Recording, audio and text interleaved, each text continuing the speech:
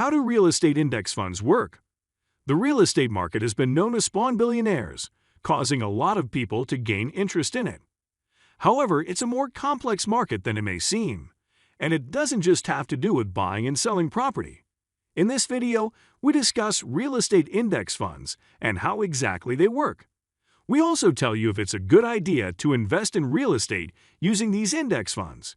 So, before we get into real estate index funds specifically, let's analyze the various ways by which investors can get into real estate. After all, once you find out how real estate index funds work, you might want to know how it stacks up against the alternatives before you make the jump towards using it to invest in real estate. Okay, so when it comes to investing in real estate, there are a variety of avenues.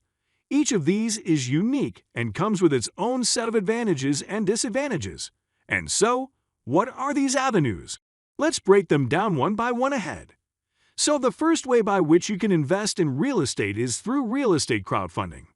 This is a process through which individuals and parties who are interested in investing in real estate can come together and pool their resources so as to direct them towards common real estate interests. The thing about this process, though, is that it's not open to just anyone. To get in, your net worth needs to be towards the higher end of the spectrum.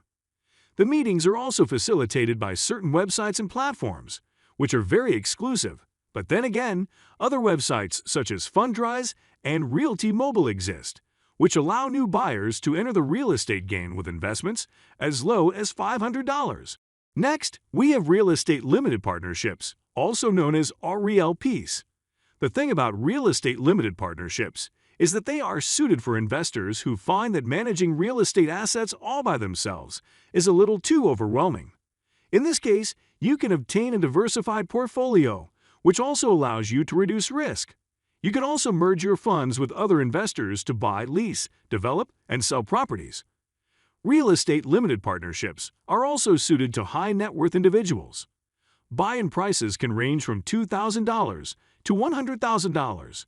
Becoming a landlord is also a great way to invest in real estate. It's a really flexible endeavor that can come in various forms. One of the forms is to buy a property and lease it out to other customers. Before you do this, though, make sure that the cost of rent creates enough of a profit compared to all the other expenses that the house will incur against you. Another strategy is to buy a multi-unit building. You could be living in one of the units while renting all the others out. Depending on how much you have at the start, you could really go all out with the decorations and interior design, driving up the cost of the rent. Depending on the location of the property, you might be able to charge more. House flipping is a great way to invest in real estate, although it isn't for the weak-hearted. House flipping is when you generate income by buying and selling houses. There are so many important factors to consider when flipping houses. You need to be an expert in reading real estate markets so as to predict how prices will change. You also need to be able to read into consumer demands. You can increase your chances of flipping a house by renovating it if possible. However, you need to keep in mind that renovations could be very expensive. Before we discuss real estate index funds, another important but often overlooked strategy to consider is to invest in your own home. Your home can be an asset or liability, and how you treat it determines which. Depending on the house you have, you could even rent portions of it. Otherwise, you should just be keeping it in a good state for a potential resale in the future. These strategies aside, one of the most important ways of investing in real estate is to use a real estate index fund. Real estate index funds are a subset of real estate investment trusts. Basically, a real estate index fund is a vehicle that combines funds from a whole lot of investors. They are suited for a long-term investment strategy, although they trade in public exchanges and platforms as well. And so, are these index funds a good way to invest in real estate? Well, it depends. The thing about real estate index funds is that they're subject to the changes and variations within the marketplace. They aren't really actively managed, and so it's much more difficult for investors to control or predict their behavior. It's also really difficult to cut losses. Drawbacks aside, there are also certain key advantages to using these real estate index funds. For one, they aren't as heavily taxed. This creates wider profit margins for all investors involved. Then there's also the matter of low buy-in prices. This makes investing in an index fund rather accessible to the wider public. Real estate index funds also need time to grow before the profit margins would have become worth it for investors, especially when the buy-in price was low to begin with.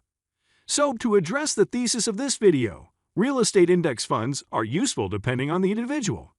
They could work or they could not, but they aren't an objectively bad way of getting into real estate. If all other alternatives aren't attractive to you, then you could consider this path.